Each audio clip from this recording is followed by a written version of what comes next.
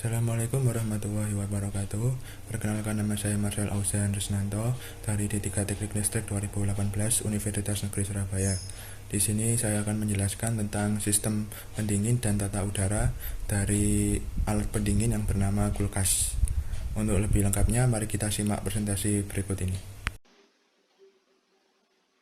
Ya, kita sekarang masuk kepada sistem pendingin dan tata udara, penjelasan dari sistem pendingin dan tata udara. Yang pertama, saya akan menjelaskan tentang prinsip kerja mesin pendingin. Pada dasarnya, tiap-tiap mesin pendingin terdiri atas A. Kompresor unit. Kompresor unit terdiri dari motor penggerak dan kompresor. Kompresor bertugas untuk menghisap dan menekan bahan pendingin, sehingga bahan pendingin beredar dalam sistem mesin pendingin tersebut. Sedangkan motor penggerak bertugas menjalankan atau memutar kompresor. Jenis kompresor pendingin ada dua, yaitu kompresor rotari dan kompresor piston. Yang kedua adalah kondensor. Kondensor adalah tempat media yang digunakan untuk memperlancar proses kondensasi bahan pendingin tekanan tinggi dari kompresor yang membuat bahan pendingin berubah menjadi bintik-bintik cair. Pada bagian kondensor bahan pendingin membuang panas sehingga kalau dipegang terasa hangat atau panas. Yang ketiga adalah filter. Bagian filter ini berfungsi untuk menyerap kotoran, air, dan lain-lain. Pada bagian filter bahan pendingin, sudah berbentuk menjadi cair dan terasa hangat bila dipegang. Yang keempat adalah pipa kapiler. Pipa kapiler berfungsi untuk menurunkan tekanan dan mengatur jumlah cairan bahan pendingin yang mengalir ke evaporator. Selain daripada itu, pipa kapiler pada mesin pendingin untuk mempermudah waktu starting atau waktu menghidupkannya. Yang kelima adalah evaporator. Evaporator adalah tempat media yang digunakan untuk merubah bahan pendingin dari bentuk cair menjadi bentuk gas. Pada bagian evaporator, cairan bahan pendingin tekanannya rendah. Hal ini mengakibatkan cairan menguap dan menyerap panas sehingga terjadi pendinginan. Yang keenam adalah akumulator. Akumulator itu untuk mencegah adanya cairan bahan pendingin yang masuk ke saluran hisap pada kompresor. Maka dipasang akumulator. Bentuk dari akumulator adalah silinder. Yang ketujuh yaitu refrigeran. Refrigeran bisa disebut juga bahan pendingin. Pada setiap proses pendingin diperlukan suatu bahan yang mudah dirubah bentuknya. Contohnya yaitu yang paling umum digunakan adalah klorofluorkarbon atau CFC.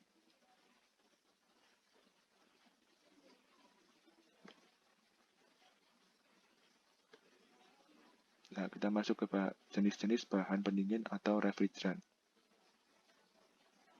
Yang pertama, syaratnya adalah tidak beracun dan tidak berbau menyengat. Tidak dapat terbakar atau meledak bila bercampur dengan udara dan pelumas. Tidak menyebabkan korosi terhadap logam yang dipakai pada sistem pendingin. Bila terjadi kebocoran, mudah dicari. Mempunyai titik didih normal dan tekanan rendah.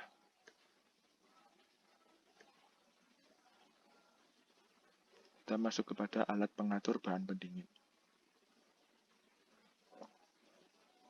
Yang pertama ada pipa kapiler. Yang kedua ada keran ekspansi otomatis. Yang ketiga ada keran ekspansi termotis. Pipa kapiler adalah komponen yang digunakan untuk mengatur jumlah bahan pendingin yang mengalir ke evaporator. Keran ekspansi otomatis juga disebut auto expansion valve atau AXV. Keran ekspansi otomatis bekerja berdasarkan tekanan yang seimbang pada below atau diafragma. Dan ini adalah contoh gambar dari keran ekspansi otomatis.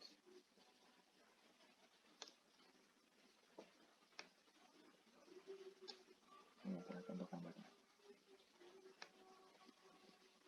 Yang ketiga yaitu keran ekspansi termotis. Juga disebut termotis valve atau TXV. Keran ekspansi termotis suatu alat yang secara otomatis mengukur jumlah aliran bahan pendingin cair yang masuk ke evaporator sambil mempertahankan gas panas pada akhir evaporator. Perbedaan ekspansi otomatis dan luar keran ekspansi termotis adalah mempunyai thermal bulb dengan pipa kapiler. Thermal bulb diisi dengan pendingin cair jika dalam keadaan jenuh dapat memberikan tekanan yang berbeda pada setiap keadaan atau suhu beban. Ini adalah contohnya dari keran ekspansi termotis.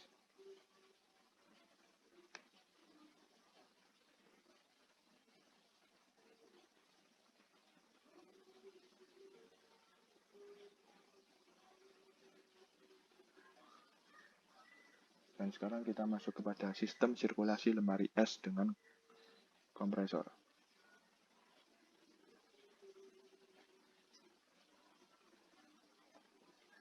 Prinsip kerja lemari es dengan kompresor terbagi menjadi 4, yaitu mendinginkan lemari es, mencairkan di evaporator, aliran udara pada lemari es, dan alat-alat listrik pada lemari es.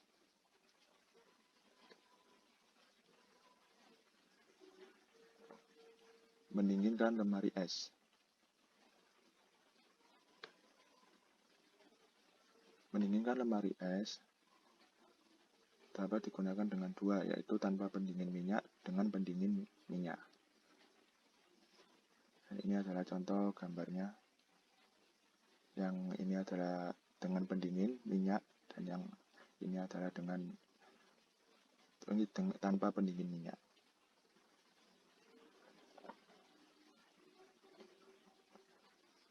Pada setiap kulkas mempunyai evaporator yang berbeda. Selain kapasitas besar dan juga sistem lapis, dari bentuk itulah kulkas diistilahkan menjadi kulkas box dan kulkas rak, seperti yang terlihat pada gambar selanjutnya. Nah, ini.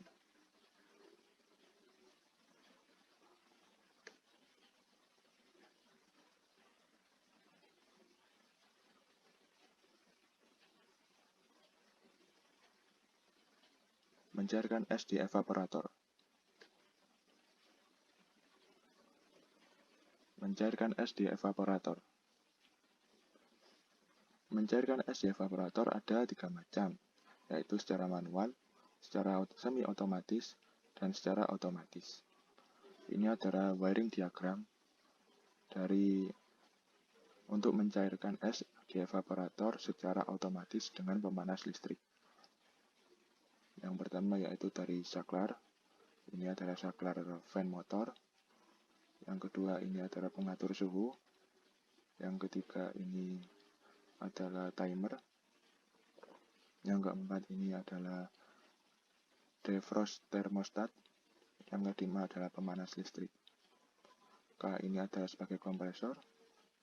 TM ini adalah timer motor. Aliran udara pada lemari es. Aliran udara pada lemari es dapat terjadi pada 2 tempat, yaitu di dalam lemari es pada bagian freezer dan bagian tempat penyimpanan makanan, di luar lemari es pada bagian bawah dan belakang untuk mendinginkan kompresor dan kondensor. Aliran udara pada lemari es ada 2 macam, yaitu secara alamiah tanpa fan motor dan secara ditiup dengan fan motor.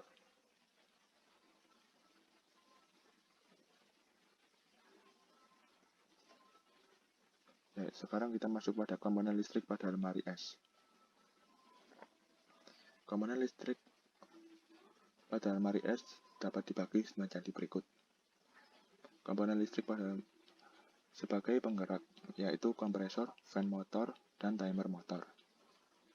Terus sebagai alat pengatur atau sensor, yaitu pengatur suhu, defrost time, relay magnetik, saklar, lampu, dan fan motor. Sebagai alat pengaman, yaitu overload checkering, lemari es, defrost thermostat, thermofuse, dan defrostat heater.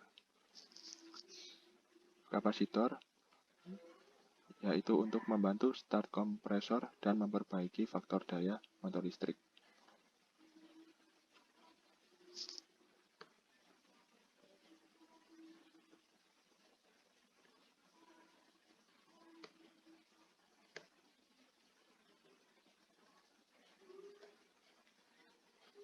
Kita masuk kepada komponen listrik yang banyak dipakai pada lemari es. Yang pertama adalah pengatur suhu atau termostat. Termostat berguna untuk mengatur batasan-batasan suhu di dalam lemari es, menghentikan dan menjalankan kompresor secara otomatis, mengatur lamanya kompresor berhenti. Ini adalah gambar dari termostat.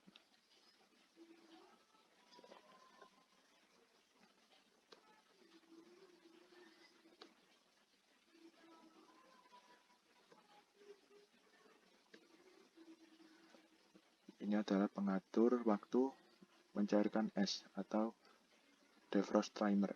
Ini yang kedua, yang biasa digunakan pada lemari es. Komponen listrik yang biasa digunakan pada lemari es. Gunanya untuk mengatur waktu mencairkan es di evaporator pada selang atau jarak waktu tertentu. Defrost timer digerakkan oleh motor listrik satu fasa yang berwatt 3,5, frekuensinya 50, 1/144 ppm.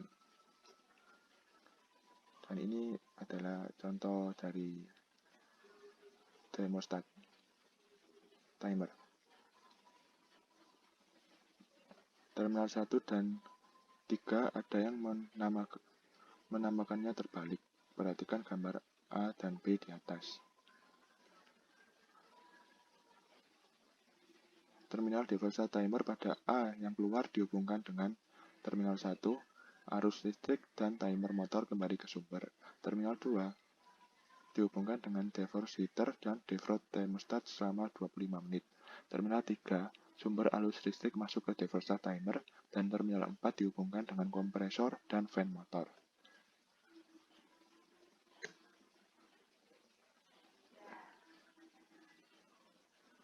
Pengatur pencair es dengan heater, defrost thermostat.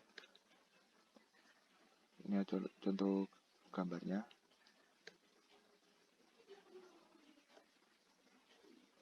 Defrost thermostat selalu dilengkapi dengan thermofuse. Tujuannya untuk melindungi lemari es bila defrostat thermostat rusak. Ini juga dihubungkan dengan defrostat heater.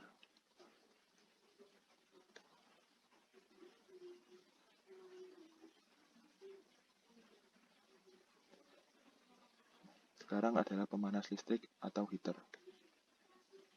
Ini adalah contoh gambarnya. Gunanya yaitu untuk mencairkan es di evaporator, menghindari terjadinya es pada bagian yang tidak diperlukan. Sekarang kita masuk kepada kipas listrik fan motor, yang berguna untuk membuat sirkulasi udara di dalam lemari es. Dan ini adalah gambarnya dan bagian-bagiannya. Ini adalah penjelasan dari bagian-bagian kipas listrik fan motor.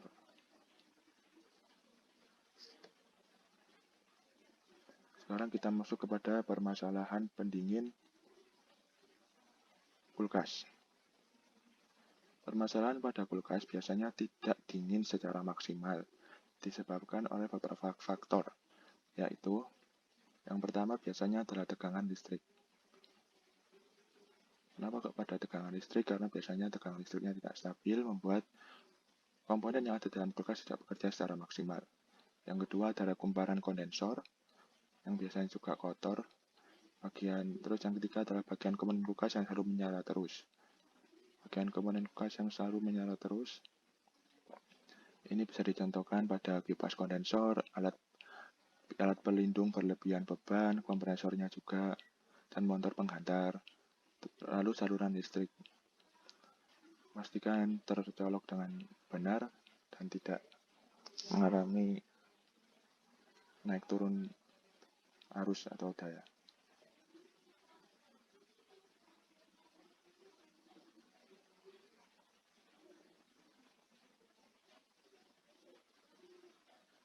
Solusinya yaitu untuk permasalahan di atas tadi bisa diatasi dengan memeriksa tegangan listrik. Memeriksa tegangan listrik, dengan kondisi tegangan listrik perlu untuk diperhatikan, karena tegangan listrik yang kurang stabil dapat menimbulkan gangguan pada peralatan-peralatan elektronik Anda. Hal tersebut dapat menurunkan performa dari peralatan elektronik tersebut. Kondisi listrik yang tidak stabil biasanya akan diketahui dari nyala redupnya lampu pada kulkas. Yang kedua adalah membersihkan bagian kumparan kondensor. Kumparan kondensor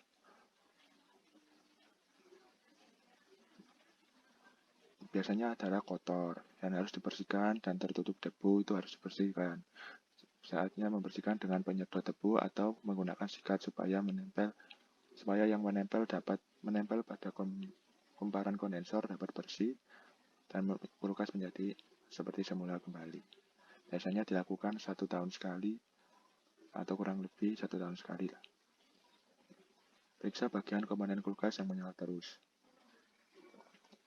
Komponen yang terdapat pada kulkas, terutama yang senantiasa dalam kondisi menyala terus, perlu dilakukan pengecekan dan pemeriksaan secara rutin, menyeluruh dan berkala, supaya kinerjanya bisa bekerja dengan baik. Untuk melakukan pengecekan ini, komponen diperlukan suatu alat yang bernama multimeter. Komponen yang wajib dilakukan pemeriksaan seperti kipas kondensor, alat pelindung berlebih beban, kompresor, dan juga alat penghantar. Jika salah dari komponen tersebut rusak, maka akan mengalami gangguan, yaitu kulkas yang tidak dingin tadi. Yaitu yang terakhir adalah cek saluran.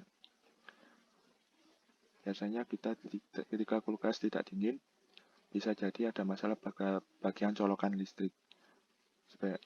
Jika menggunakan colokan lain dan pendingin berfungsi kembali, maka colokan tersebut ada rusak. Biasanya seperti itu.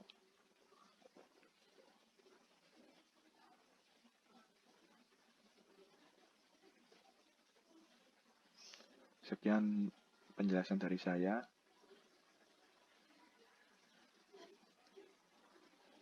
Sekian presentasi dari saya, kurang dan lebihnya mohon maaf. Jika ada tutur kata atau presentasi yang kurang tepat atau salah, mohon maaf yang sebesar-besarnya. Assalamualaikum warahmatullahi wabarakatuh. Terima kasih.